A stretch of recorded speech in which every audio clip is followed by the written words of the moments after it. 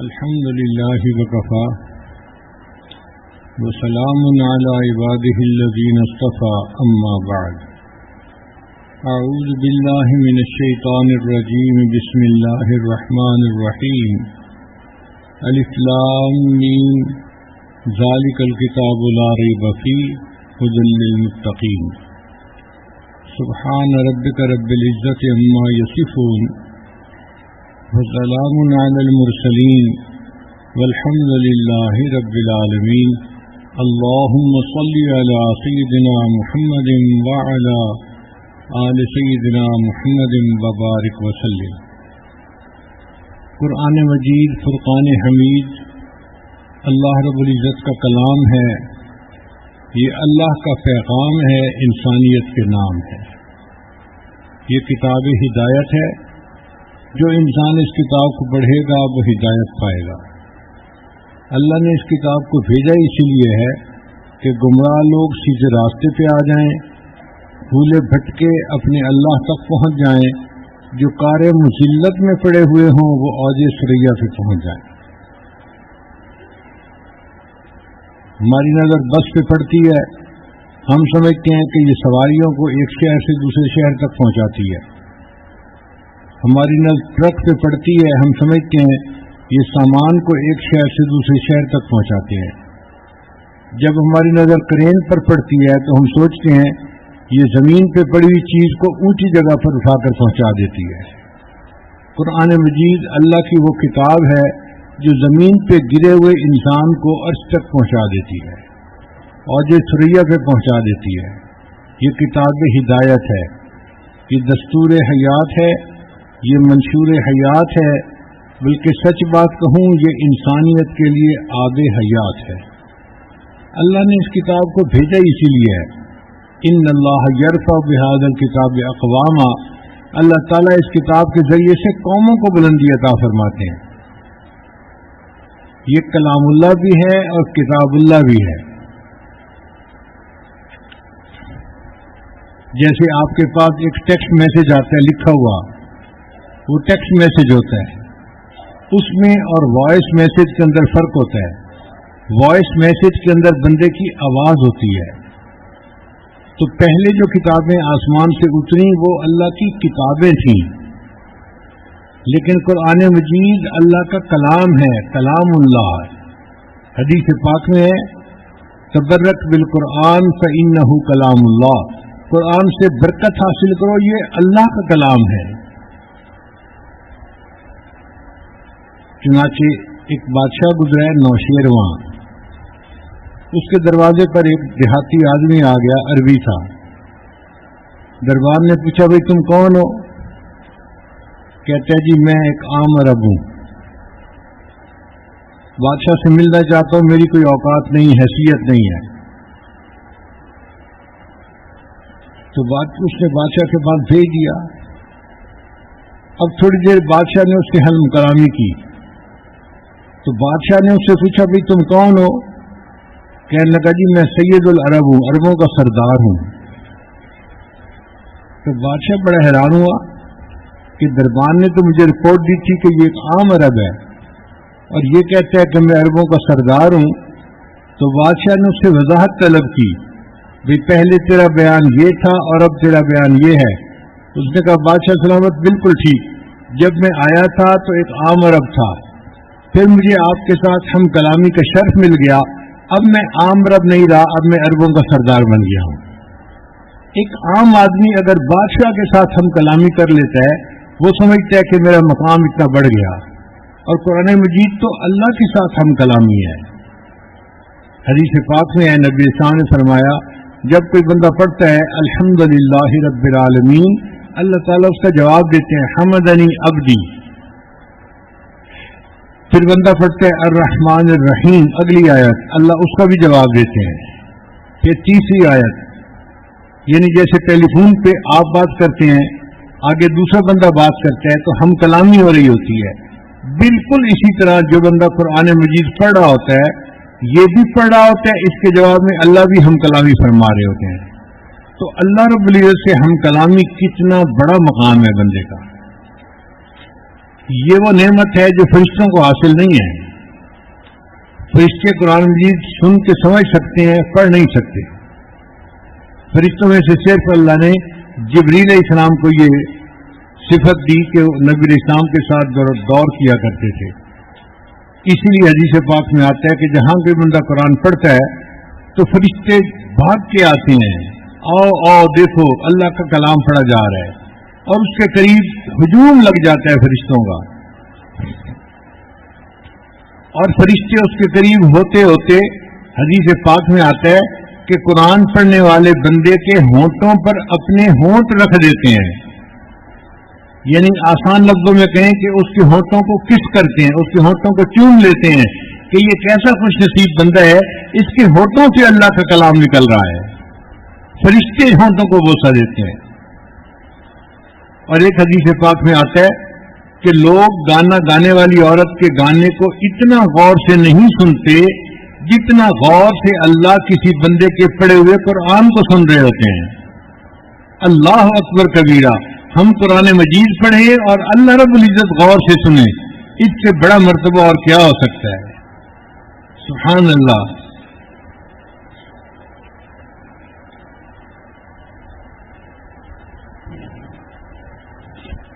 مدینہ طیبہ میں ایک قاری تھے امام عاصم رحمۃ اللہ علیہ.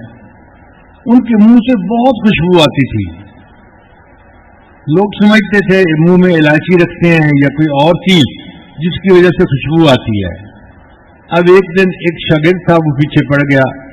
حضرت آپ کے منہ سے خوشبو آتی ہے، آپ منہ میں کیا رکھتے ہیں؟ بھائی میں کچھ نہیں رکھتا. حضرت پلیز بتا دیں. وہ بھی کوئی لسوڑا ٹائپ بندہ تھا، چپک ہی گیا. حضرت بتا دیں، حضرت بتا دیں. جب اس نے بہت تنگ کر دیا تو امام عاصم رحمۃ اللہ نے فرمایا کہ سنو، حقیقت یہ ہے کہ مجھے ایک رات خواب میں نبی علیہ السلام کی زیارت نصیب ہوئی. اللہ کے محبوب صلی اللہ علیہ وسلم نے فرمایا، عاصم تم میری مسجد میں اللہ کا قرآن پڑھاتے ہو، لاؤ میں تمہارے لبوں کو بوسہ دوں. جس رات سے نبی علیہ السلام نے میرے لبوں کو بوسہ دیا اس وقت سے میرے منہ سے خوشبو آتی ہے. میں منہ میں کچھ نہیں ڈالتا، قدرت کر خوشبو آتی ہے. تو اللہ کے محبوب صلی اللہ علیہ وسلم ان لبوں کو بوسہ دیتے ہیں جو قرآن پڑھتے پڑھاتے ہیں. قرآن مجید کے کچھ ہمارے اوپر حقوق ہیں.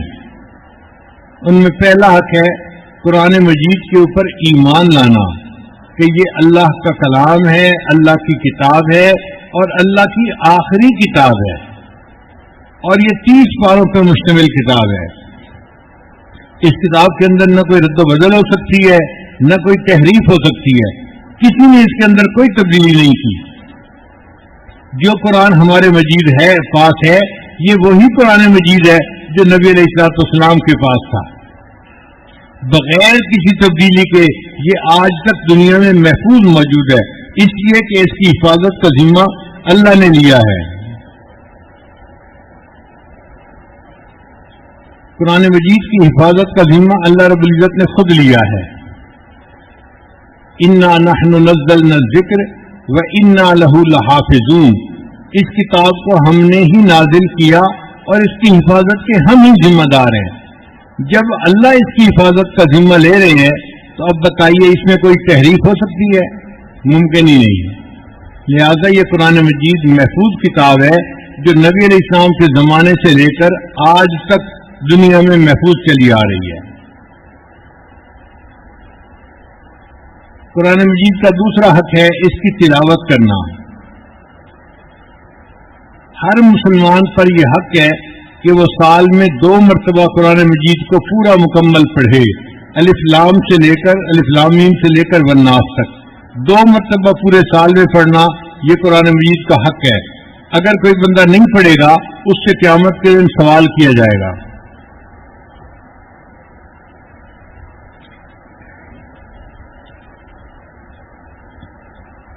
جبریل علیہ السلام نے نبی علیہ السلام کے ساتھ 2 مرتبہ قرآن مجید کا دور کیا تھا، آخری مرتبہ. تو ہر بندے کو سال میں 2 مرتبہ قرآن مجید مکمل پڑھنا چاہیے. 2 مرتبہ رمضان شریف میں پڑھ لے تو بھی کام ہو گیا، 1 مرتبہ رمضان میں پڑھ لے، 1 بقیہ سال میں پڑھ لے تو بھی ہو گیا. پورے سال میں کم از کم 2 مرتبہ قرآن پاک پڑھنا چاہیے. اور اگر زیادہ پڑھے تو زیادہ کی کوئی حد نہیں، جتنا پڑھے گا اتنا اجر اور ثواب ملے گا۔ بعض بزرگوں نے بہت کثرت کے ساتھ قرآن مجید پڑھا ہے۔ امام شافعی رحمۃ اللہ علیہ اپنے بارے میں خود بتاتے ہیں کہ میں ایک مرتبہ مکہ مکرمہ سے مدینہ طیبہ گیا اور مجھے راستے میں 16 دن لگے اور میں نے 16 دنوں میں 16 مرتبہ قرآن مجید پڑھ لیا۔ امام اعظم ابو حنیفہ رحمۃ اللہ علیہ کا رمضان میں معمول تھا کہ ہر رمضان میں 63 قرآن مجید مکمل پڑھتے تھے، ایک قرآن مجید دن میں، ایک قرآن مجید رات میں، 30 ضرب 2 60 ہو گئے، اور 3 قرآن مجید تراویح کی نماز میں، تو 63 قرآن مجید کا معمول تھا پورے رمضان میں۔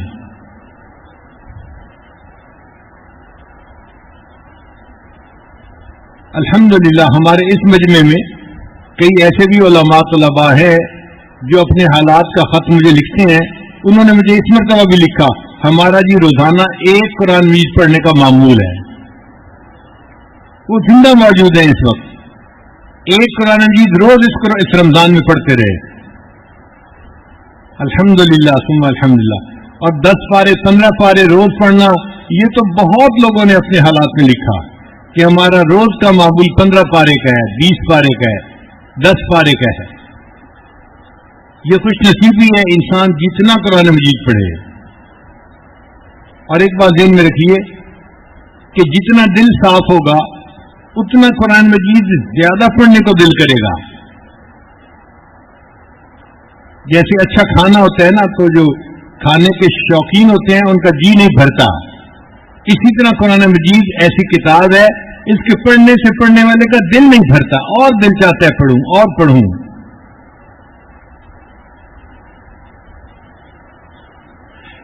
گرمی کے موسم میں آپ کو کوئی آئس کریم دے کھانے کے لیے تو آپ کیسے کھاتے ہیں؟ ہر لقمہ کھانے پہ مزہ آتا ہے۔ بالکل قرآن مجید کا یہی معاملہ ہے۔ اللہ والے جب قرآن مجید پڑھتے ہیں تو قرآن مجید کی ہر آیت کے پڑھنے پہ ان کو مزہ آتا ہے، لطف آتا ہے ان کو۔ ایک صحابی کے بارے میں واقعہ ہے کہ نبی علیہ الصلوۃ والسلام نے ان کے ذمہ لگایا کہ تم رات کو پہرا دینا، ایسا نہ ہو کہ دشمن آئے اور رات کو حملہ کر دے۔ وہ ایک چٹان کے اوپر کھڑے ہو گئے اور انہوں نے قرآن مجید پڑھنا شروع کر دیا۔ ادھر سے دشمن بھی آ گیا، دشمن نے ایک تیر مارا، وہ ان کو لگا، خون نکلا، اور وہ قرآن پڑھتے رہے۔ پھر دوسرا تیر مارا، پھر تیسرا تیر مارا، حتیٰ کہ انہیں یہ محسوس ہوا کہ میرے جسم سے اتنا خون نکل جائے گا کہ میں بے ہوش ہو کے گر جاؤں گا اور لوگوں کو میں جگا نہیں سکوں گا، بتا نہیں سکوں گا، تو میرے فرض منصب میں کوتاہی ہو جائے گی۔ تو انہوں نے فوراً نماز کا سلام پھیرا اور لوگوں کو جگایا کہ بھئی دشمن قریب ہے، اور کہنے لگے اللہ کی قسم اگر مجھے اپنے فرض منصب میں کوتاہی کا ڈر نہ ہوتا میں تیروں پہ تیر کھاتا رہتا، سورہ کہف کو مکمل پڑھے بغیر نماز ختم نہ کرتا۔ کتنا ان کو مزہ آتا ہوگا کہ تیروں پہ تیر لگتے رہیں، پرواہ نہیں، لیکن میں سورہ کہف کو مکمل پڑھنے کے بعد سلام پھیروں گا، اس سے پہلے نہیں پھیرنا۔ ایک حدیث مبارکہ میں آتا ہے کہ ایک صحابی تھے، ان کا گھر چھوٹا سا تھا، صحن میں چارپائی پر بچہ لیٹا ہوا تھا اور قریب گھوڑا بھی بندھا ہوا تھا، اور چارپائی کی سائیڈ پہ انہوں نے مصلی بچھایا ہوا تھا اور یہ تہجد پڑھ رہے تھے۔ اب جب تہجد میں قرآن پڑھتے تو دل چاہتا کہ ذرا اونچا پڑھوں، تھوڑا جہر سے پڑھوں، لیکن جب یہ جہر سے پڑھتے تو گھوڑا بدکنے لگتا، ڈر ہوتا کہ یہ گھوڑا بچے کو لات مارے گا، تو وہ آہستہ پڑھتے، پھر آہستہ پڑھتے تو دل مچلتا کہ اونچا پڑھو، پھر اونچا پڑھتے پھر گھوڑا مچلتا، ساری رات اسی میں ہی لگی رہی۔ جب انہوں نے سلام پھیرا تہجد کے وقت تو دیکھا کہ کچھ بلب ہیں، روشنیاں ہیں جو ان کے سر کے قریب تھی اور پھر وہ دور آسمان کی طرف جا رہی تھی۔ وہ بڑے حیران ہوئے کہ میں آج یہ منظر کیا دیکھ رہا ہوں۔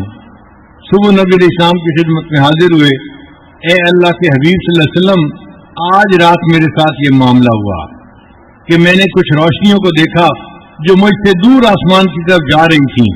نبی اسلام نے فرمایا یہ اللہ کے فرشتے تھے جو تمہارا قرآن سننے کے لیے آسمان سے اتر آئے تھے۔ اگر تم قرآن اونچا پڑھتے رہتے آج مدینے کے لوگ اپنی آنکھوں سے فرشتوں کو دیکھ لیتے۔ انسان قرآن پڑھتا ہے، اللہ کے فرشتے آسمان سے اترتے ہیں قرآن سننے کے لیے۔ تو یہ ہماری خوش نصیبی ہے، ہم قرآن مجید کی زیادہ سے زیادہ تلاوت کریں۔ قرآن مجید کا تیسرا حق ہے قرآن مجید کو یاد کرنا۔ یہ فرض کفایہ ہے۔ اگر کسی آبادی میں ایک دو حافظ ہوں گے تو فرض پورا ہو جائے گا سب کی طرف سے۔ ویسے دستور یہ ہے کہ ہر بچے کو آخری 3 پارے ضرور قرآن مجید یاد کروانا چاہیے۔ 28، 29 اور 30 یہ 3 پارے آسان ہیں، ہر بچہ یاد کر لیتا ہے۔ ہمارا یہ تجربہ ہے کہ جس کو بھی کہیں لڑکا ہو یا لڑکی، سب آخری 3 پارے آسانی سے یاد کر لیتے ہیں۔ اور چونکہ صورتیں چھوٹی چھوٹی ہیں، کبھی انہوں نے رمضان میں تہجد پڑھنی ہے، کبھی لیلۃ القدر میں جاگنا ہے، تو وہ لمبی تہجد بھی پڑھ سکتے ہیں۔ اور 3 پارے کے حافظ ہونے کی برکت سے ان بچوں میں نیکی بھی آ جاتی ہے۔ تو ہر بچے کو آخری 3 پارے کا تو حافظ بنانا ہی چاہیے، پکی بات۔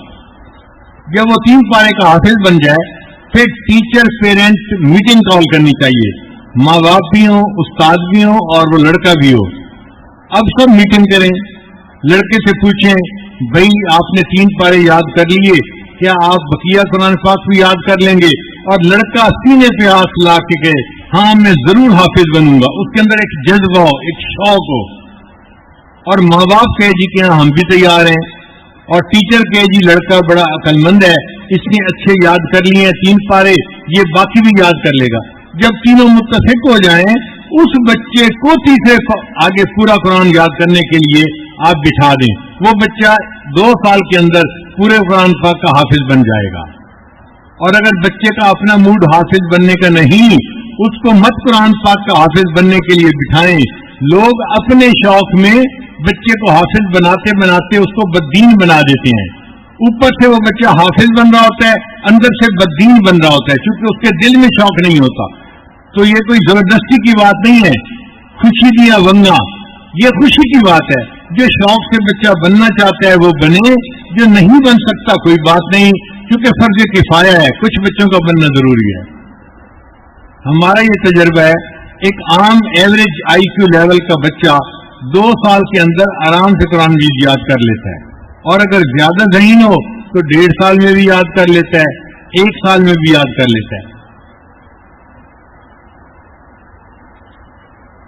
ہمارے پاس مدرسے میں ایک لڑکی آئی، وہ ڈبل ایم اے تھی، ایم اے جغرافی، ایم اے کیلیگرافی، اور کہنے لگی کہ میں حافظہ بننا ہے۔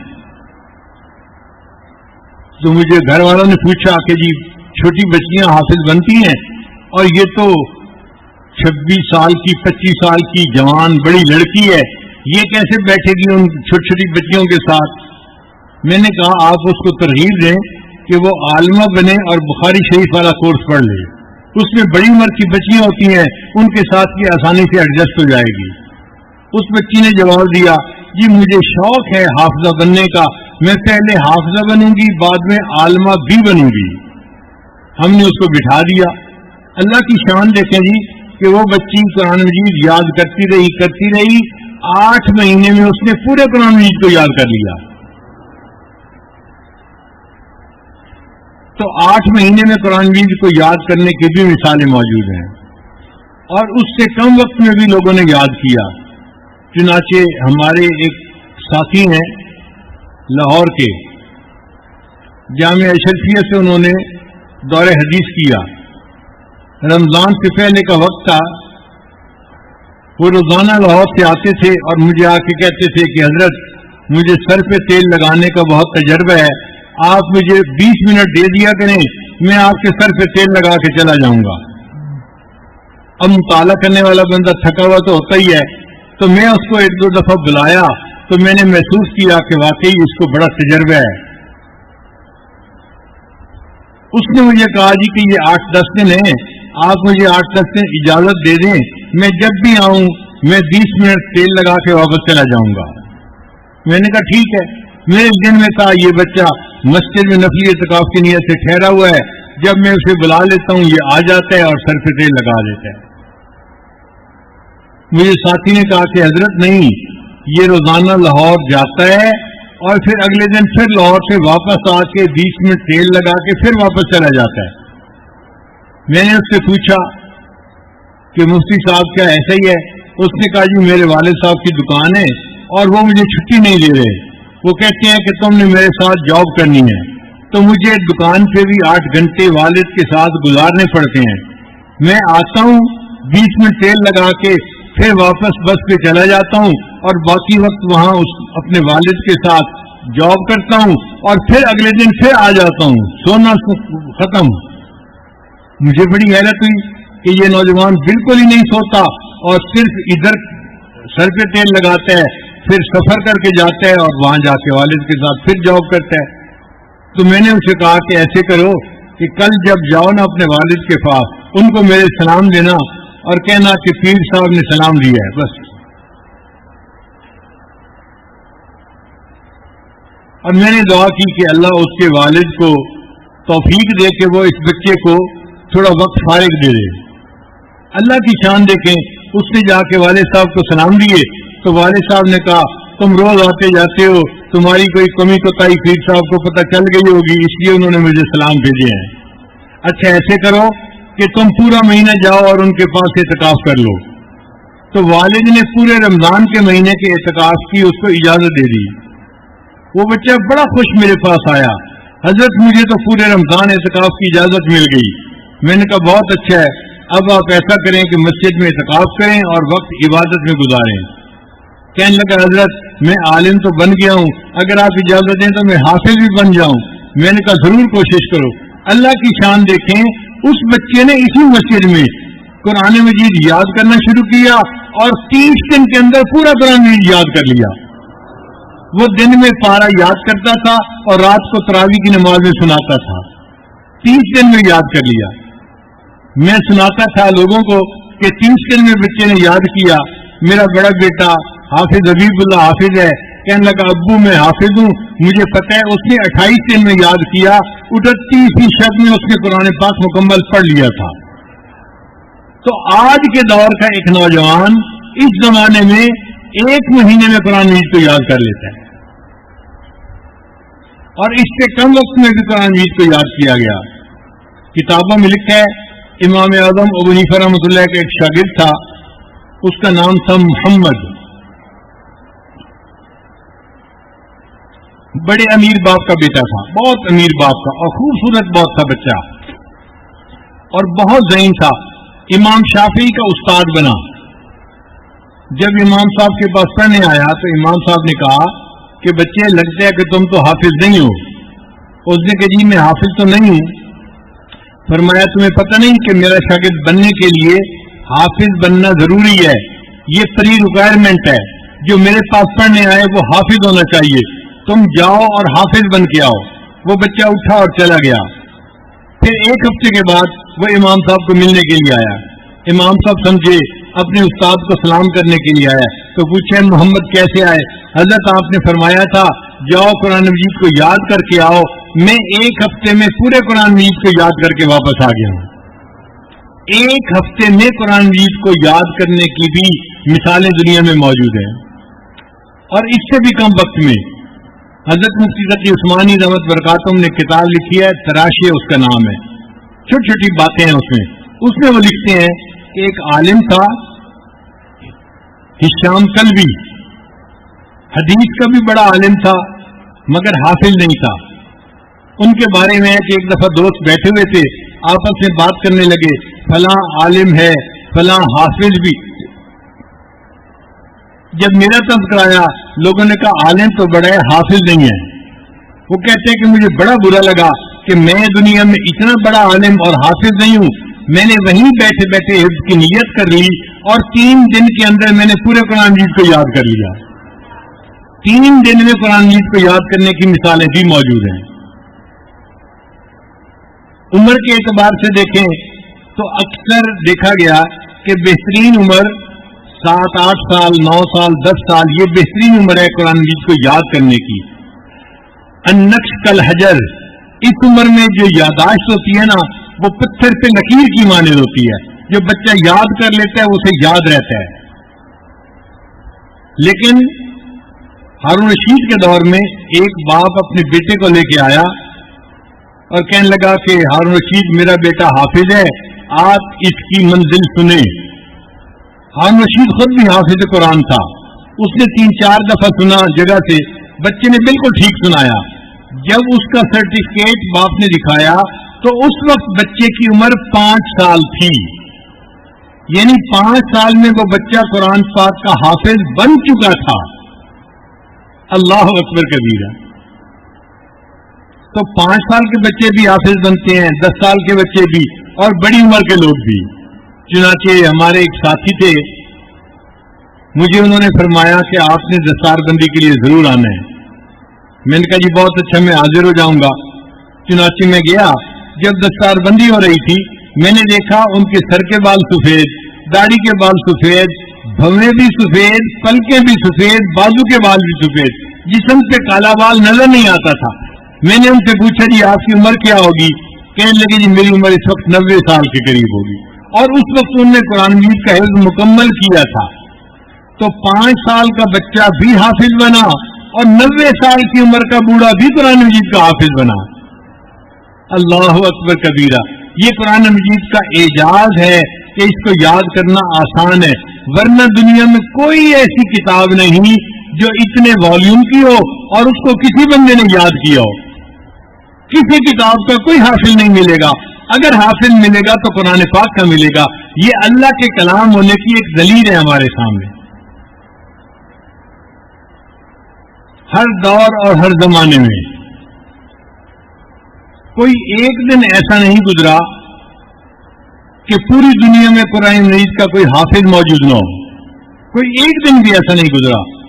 ہر دور اور ہر زمانے میں لاکھوں مرد اور لاکھوں عورتیں ایسی رہی ہیں امت میں جنہوں نے قرآن مجید کو یاد کیا اور قرآن مجید کو پڑھا.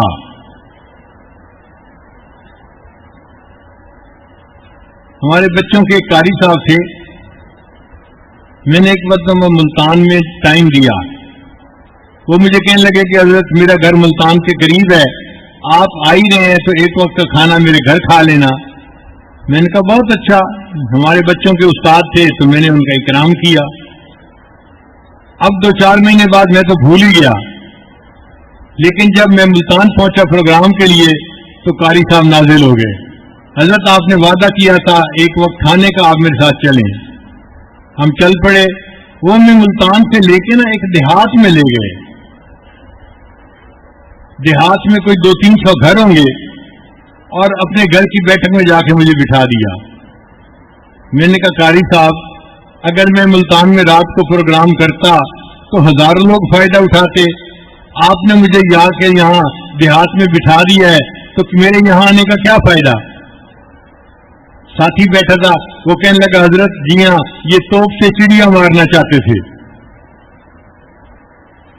تو قاری صاحب کہنے لگے حضرت اپنی جگہ بات ہے مگر میں آپ کو ایک مقصد کے لیے یہاں لایا ہوں. میں نے پوچھا کیا مقصد؟ کہنے لگے یہ ایسا گاؤں ہے کہ جس میں پچھلے 200 سال سے ایک دن بھی ایسا نہیں گزرا کسی گھر میں کوئی بچہ حافظ قرآن نہ ہو. ہر گھر میں حافظ قرآن ہے. اس لیے اس بستی کا نام ہے حافظ والا. بستی کا نام بھی حافظ والا پڑ گیا. آپ غور کیجئے اس وقت میں ہمارے ملک میں یہ گاؤں آج بھی موجود ہے جس گاؤں کے ہر گھر میں کوئی نہ کوئی بندہ قرآن مجید کا حافظ موجود ہے. اور یہ 200 سال کا ریکارڈ ہے وہاں کا. تو الحمدللہ قرآن مجید کی محبت اللہ نے دلوں میں ایسی ڈالی ہے کہ لوگ قرآن مجید کے حافظ بنتے ہیں. اور ہمارے ملک میں الحمدللہ حافظ بننے کا یہ رجحان بہت زیادہ ہے. ایک مسجد میں تراویح پڑھانی ہوتی ہے اور الحمدللہ اس مسجد میں 15-15 20-20 حافظ موجود ہوتے ہیں. یہ اللہ کا فضل ہے اور اللہ کا کرم ہے.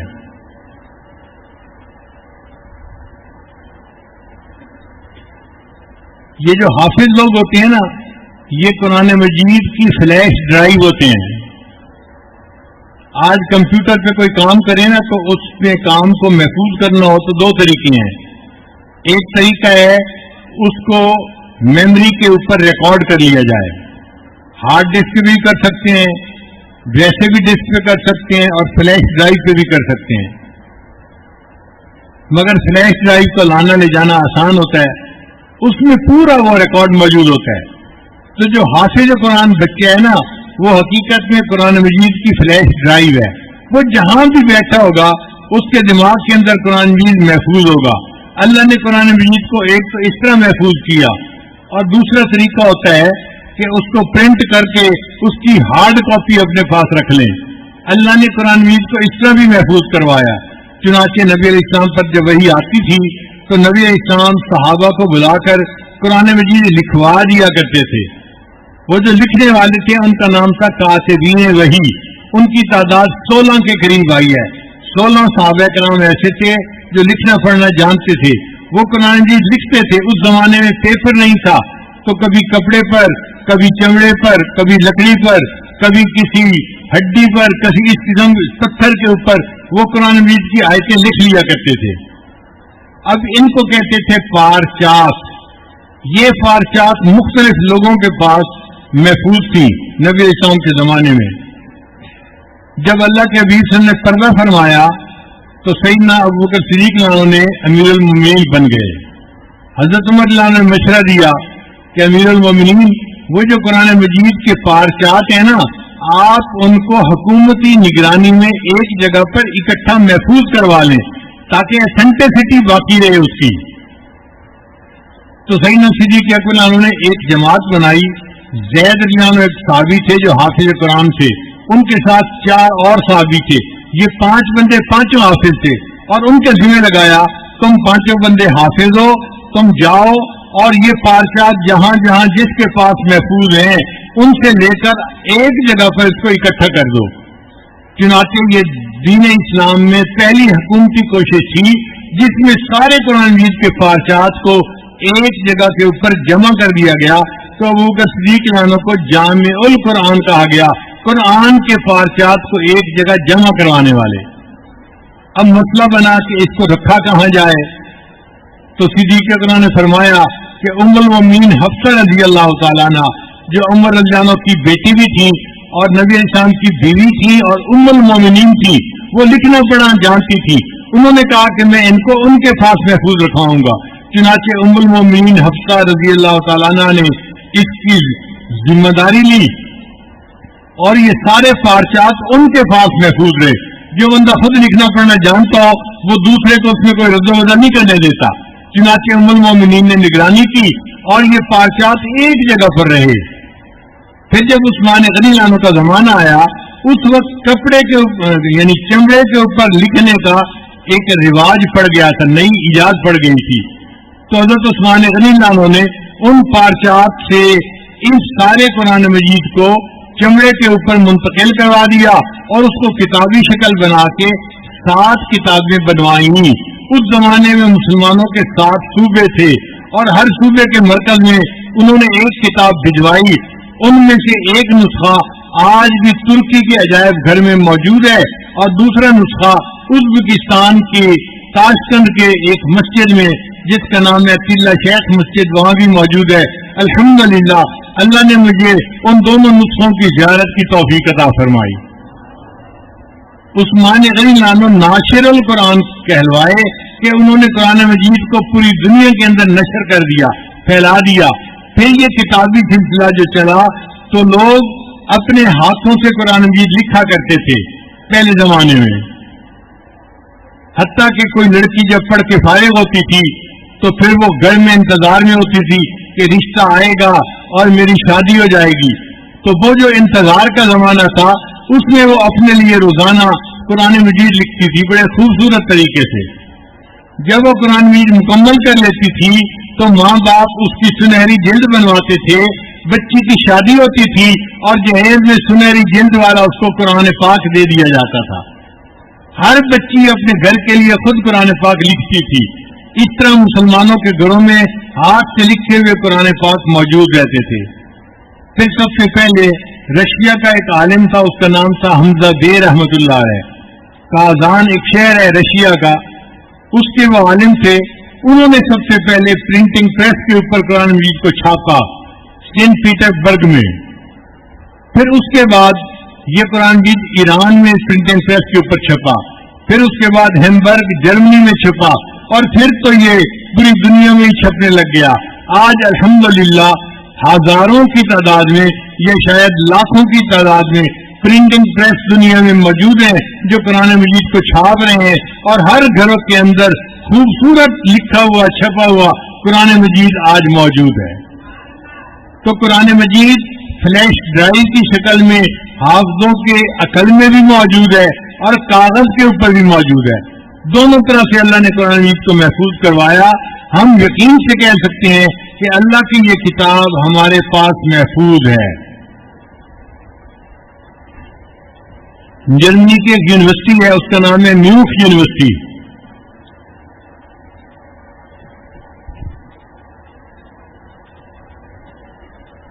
उस म्यूख यूनिवर्सिटी में उनका एक डिपार्टमेंट है, जैसे हमारे यहाँ इस्लामिक स्टडीज का डिपार्टमेंट होता है ना, तो उनका एक डिपार्टमेंट था यूनिवर्सिटी का। उसने कई $1 मिलियन का एक मंसूबा बनाया कि मुसलमान कहते हैं कि कुरान पाक महफूज है, हम तजर्बा तो करें महफूज भी है या नहीं है। तो उन्होंने कई $1 मिलियन इसके लिए मखसूस किए और उसके लिए 100-200 बंदे उन्होंने अपॉइंट किए। उन्होंने सोचा कि हम कैसे वेरीफाई करें। उनका देखो ये कुरान मजीद एक जगह नहीं छपता, हजारों जगह छपता है। हम ऐसे करते हैं, मुख्तलिफ मुल्कों के मुख्तलिफ शहरों में, देहातों में जहां जहां कुरान मजीद छपता है उसको हम एक जगह पर इकट्ठा करते हैं। तो उन्होंने 40,000 कुरान मजीद के नुस्खे खरीद कर एक जगह पर इकट्ठे किए। उनका ख्याल ये था ये 40,000 जगहों पर छपे हुए मुख्तलिफ कुरान है, कहीं ना कहीं तो जेर जबर का फर्क निकल आएगा, कोई नुक्ते का फर्क निकल आएगा। लेकिन जब उन्होंने 40,000 कुरान मजीद को एक एक हर्फ देखकर आजमाया और पढ़ा तो उन्होंने इस बात को वेरीफाई किया कि 40,000 नुस्खों में एक नुक्ते का भी कहीं फर्क नहीं था। अल्लाह फरमाते हैं हमने कुरान मजीद को नाजिल किया और इस किताब की हिफाजत के हम ही जिम्मेदार हैं। देखा अल्लाह ने अपनी किताब की जिम्मेदारी कैसे निभाई। आज भी कुरान मजीद महफूज है। 1993 की बात है। उस जमाने में मैं कुछ वक्त के लिए अमेरिका में मुकीम था एक जगह पर। मेरे पास 2 आलिम आए और मुझे कहने लगे कि हजरत आपके जिम्मे एक काम लगाना है। मैंने पूछा क्या? कहने लगे कि यहां पर एक सोसाइटी बनी हुई है, इंटरफेथ सोसाइटी उसका नाम है, यानी मज़ाहिब के दरमियान हम आहंगी होने के लिए एक सोसाइटी बनाई है उन्होंने। हमारे यहाँ तो आज ये बातें शुरू हो रही हैं ना इंटरफेथ की, ये अमेरिका में 1993 में शुरू हो गई थी। तो वहां आपको लेके जाना है। मैंने कहा क्यों? कहने लगे जी कि वहां हर मजहब के लोग हैं, हिंदू भी हैं, सिख भी हैं, ईसाई भी हैं, यहूदी भी हैं, और हर मजहब के बंदे को अपने मजहब का दिफा करना होता है। हमने पहले एक मुसलमान आलिम को भेजा था, तो जो वहां यहूदी ईसाई थे ना, वो बड़े चालाक लोग थे। वो उससे रूहानियत की बातें पूछते थे, इस्लाम में रूहानियत के बारे में। अब वो आलिम था, उसको तो रूहानियत का पता नहीं था, तो उसको वो फंसा लेते थे और शर्मिंदा करते थे। तो आलिम ने कह दिया जी कि मैंने वहां नहीं जाना। फिर हमने एक PhD डॉक्टर था, उसको भेजना शुरू किया। तो वो उससे साइंस की बातें पूछते थे। अब वो आलिम तो था और किसी सब्जेक्ट में वो PhD डॉक्टर भी था, लेकिन साइंस नहीं पढ़ा हुआ था। अब जब उसको साइंस की बातें समझ में ना आती तो उसको फंसा लेते। वो भी बड़ा परेशान हुआ और उसने कहा जी कि मैंने नहीं जाना। कहने लगे कि अब हमारे पास कोई बंदा नहीं कि जिसको हम वहां भेजें, हम आपको भेजते हैं। आप जो है वो आलिम है या रूहानियत को भी जानते हैं और साइंस को भी जानते हैं, Jack of all trade but master of none. तो अब चूंकि उलमा ने कहा था तो मैं उनके साथ चला गया। मैंने वहां देखा वाकई यहूदी भी थे, ईसाई भी थे, उनके जो उलमा थे सब वहां मौजूद थे और उन सब ने जैसे एका किया हुआ था मुसलमानों के खिलाफ, अनअनाउंस्ड एका था। आपस में वो इकट्ठे हो जाते थे और मिलकर मुसलमान आलिम को परेशान करते थे। खैर मैंने वहां जाके उनको अपना तारुफ करवाया। मैंने कहा कि मैं आलिम नहीं, मैं तालिब इल्म हूं। आप कोई क्वेश्चन मुझसे पूछेंगे तो मैं उसका जवाब दूंगा और अगर मुझे नहीं आता होगा तो मैं टेलीफोन पे अपने उस्तादों से पूछ के आपको बता दूंगा। इसमें क्या हर्ज है? आज नहीं बताऊंगा तो कल बता दूंगा पूछ के, लेकिन मैं आपको हर क्वेश्चन का आंसर दूंगा जरूर। और मैं तालिब इल्म हूं, आलिम का दावा नहीं करता। वो खुश हो गए कि चलो एक और जो है वो हमें शिकार मिल गया। अब मैंने वहां जाना शुरू कर दिया। अल्हम्दुलिल्लाह, क्योंकि मैं इंग्लिश में उनसे बात करता था और फ्लुएंट इंग्लिश बोल लेता था तो वो हैरान भी बड़े होते थे कि ये पाकिस्तान का जो है ना बंदा है, लड़का है और हमारे साथ इंग्लिश में बाकायदा बात कर रहा होता है। अल्हम्दुलिल्लाह मैं वहां कई महीने जाता रहा। अब मुझे समझ लग गई उनकी कि इनकी हरकतें कैसी हैं, ये कैसे एका करते हैं और फंसाते हैं। अब उन्होंने अगली बात करनी होती थी, मुझे पहले ही पता चल जाता था कि अब ये मिलकर ये बात करेंगे। बंदा समझ जाता है ना मामले को। मैं उनकी उस मीटिंग को समझ गया था। लो जी, एक दिन मीटिंग खत्म हुई तो जो सेक्रेटरी था ना उसने कहा कि जी अगली मीटिंग का एजेंडा बताएं हमें। जब उसने कहा ना अगली मीटिंग का एजेंडा बताएं तो कुदरती बात है मैंने कहा कि भाई अगली मीटिंग में हर दीन वाला बंदा अपने दीन में जो अल्लाह ने कलाम भेजा है ना वो हमें पढ़ के सुनाए। हम हर दीन का जो अल्लाह का कलाम है वो सुनेंगे। उस सेक्रेटरी को ये बात बड़ी अच्छी लगी, उसने फौरन एजेंडे पे लिख दिया कि अगली मीटिंग में हर दीन वाला अपने दीन में जो किताब है उनकी उसको पढ़ के सुनाएगा। खैर जी, अगली दफा जब मीटिंग हुई तो उसने मीटिंग ओपन की तो उसने मेरा नाम लिया, मिस्टर अहमद आपने ये तजवीज दी थी, अब आप ही पढ़ के सुनाएं कुरान। मैंने उनके सामने सूरह फातिहा की तिलावत की और उसका तर्जुमा इंग्लिश में उनको बता दिया। फिर मेरे बाद एक ईसाई बैठा हुआ था, पादरी, उसकी बारी थी। जब उसने पढ़ना था तो उसने अपनी बाइबल निकाली और अंग्रेजी में पढ़नी शुरू कर दी, पहाड़ी का आवाज जिसको कहते हैं। मैंने सेक्रेटरी को कहा कि जी हमारी मीटिंग तो ये थी कि जो वर्ड ऑफ गॉड है, अल्लाह ने कलाम भेजा है, वो पढ़ के सुनाएगा, और ये तो इंग्लिश पढ़ रहे हैं, तो क्या इंजील अल्लाह ने इंग्लिश में भेजी थी? अब वो फंस गया, चुप। 2-3 मिनट बिल्कुल सन्नाटा रहा। 2-3 मिनट के बाद जो आगे रिवाई बैठा था ना यहूदियों का आलिम, वो बड़ा तेज तरार बंदा था। वो भी परेशान था क्योंकि उसने भी हिब्रू ज़बान में नहीं पढ़ना था जिसमें के तौरात उतरी थी, वो भी इंग्लिश की ट्रांसलेशन लेके आया हुआ था। तो उसको समझ लग गई अगर पहले पे ऑब्जेक्शन हुआ है तो मेरे ऊपर भी ऑब्जेक्शन होगा। तो वो ऐसे आगे बढ़ते हैं और मुझे कहते हैं, mister Ahmad let me tell you loud and clear, mister Ahmad मैं आपको वाज़ेह अल्फाज में कहता हूँ, पूरी दुनिया में सिर्फ मुसलमान ऐसे हैं कि उनके पास अल्लाह का कलाम अपनी असल शक्ल में महफूज है, बाकी किसी के पास अल्लाह का कलाम महफूज नहीं है। अल्हम्दुलिल्लाह सुम्मा अल्हम्दुलिल्लाह। मैंने कहा इन्ना नहनु नज़्ज़लना ज़िक्र व इन्ना लहू लहाफ़िज़ून, हमने ही इस कुरान को नाजिल किया और इस कुरान की हिफाजत के हम ही जिम्मेदार हैं। अल्हम्दुलिल्लाह सुम्मा अल्हम्दुलिल्लाह। कुरान मजीद आज भी महफूज हालत में हमारे पास मौजूद है और ये अल्लाह का फजल है कि अल्लाह ने हमें तौफीक दी। हमारे एक कारी साहब ने नमाज में खड़े होकर कुरान मजीद सुनाया। उनके सामने कुरान मजीद खुला हुआ नहीं था, वो ज़बानी पढ़ रहे थे, जहाँ कहीं अटकते थे पीछे से उनको बताने वाले बता देते थे, और उन्होंने अलिफ लाम मीम से पढ़ते पढ़ते आज वन्नास तक कुरान पाक को खत्म किया। ये कुरान मजीद के खत्म की महफिल है। हदीस मुबारका में नबी इस्लाम ने फरमाया कि जब कुरान मजीद खत्म किया जाता है, उस रात में वो कारी साहब अल्लाह से जो दुआ मांगते हैं, अल्लाह उनकी हर दुआ को कबूल फरमाते हैं। रात के शुरू में खत्म करें तो रात के शुरू से लेके सहरी होने तक पूरी रात उनकी दुआएं कबूल होती हैं, और अगर वो दिन में कुरान पाक खत्म करें तो सुबह से लेके शाम तक उनकी दुआएं कबूल होती हैं। तो कुरान मजीद की महफिल में, खत्म कुरान की महफिल में दुआ कबूल होने की बशारत तो नबी इस्लाम ने अता फरमाई, और ऊपर से रमजान मुबारक की रात भी है, और रमजान मुबारक की 29 की रात भी है।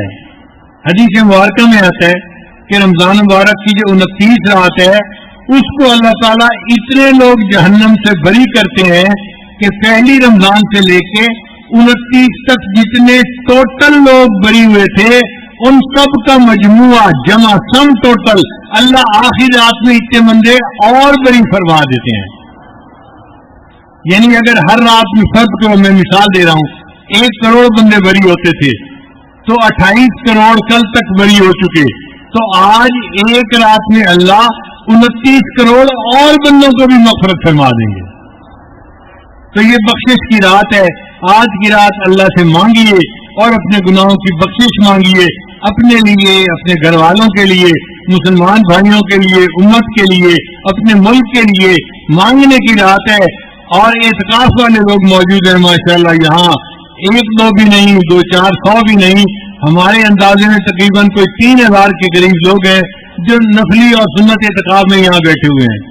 अब ये मोतकिफ लोग तो 10 दिन से अल्लाह की घर की चौखट पकड़ के बैठे हैं ना, अब इनका तो हक बनता है कि ये आज अल्लाह को मना के उठे, अल्लाह आज हम अपनी मग़फ़िरत के बगैर यहाँ से नहीं उठेंगे, तू हम पे रहम फरमा, हम पे तरस फरमा, और अल्लाह हमारे गुनाहों की बख्शिश फरमा।